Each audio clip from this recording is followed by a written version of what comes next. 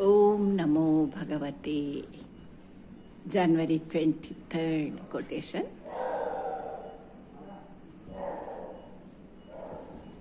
O my sweet Lord, teach me to be thy instrument of love. ఓ నా ప్రియమైన ప్రభువా, నీ ప్రేమోపకరణంగా ఉండేలా నాకు బోధించు తండ్రి. Live within in the depth of your heart, and nobody or nothing will have the power to disturb you.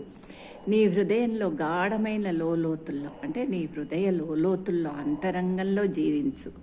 ఇక అప్పుడు ఏ విషయం కానీ, ఎవరు కానీ, ఏ శక్తి కానీ నిన్ను భంగపరచలేదు, కలత చెందించలేదు. అంటే అంతరంగంలో నీ హృదయ లోతుల్లో నివసించినప్పుడు ఎప్పుడు నిశ్చల నీరవతలోనే ఉంటాము.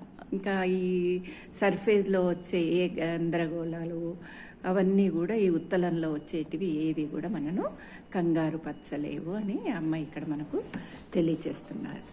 ఇంకా 28th జనవరిలో ఇచ్చినది హుతాకి ఇచ్చింది అమ్మ. ఏమి ఇచ్చారు ఇక్కడ?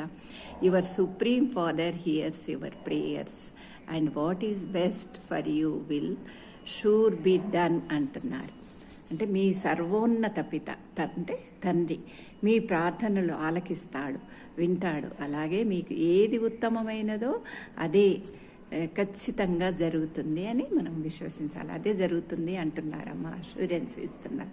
అంటే మన సుప్రీం ఎప్పుడు మన అవన్నీ వింటూ ఉంటాయి, మన ప్రార్థనలు అన్నీ అతను అంటే సిన్సియర్ ప్రేయర్స్ ఎప్పుడైనా వాటికి సమాధానం లభిస్తుంది అంటాం కదా.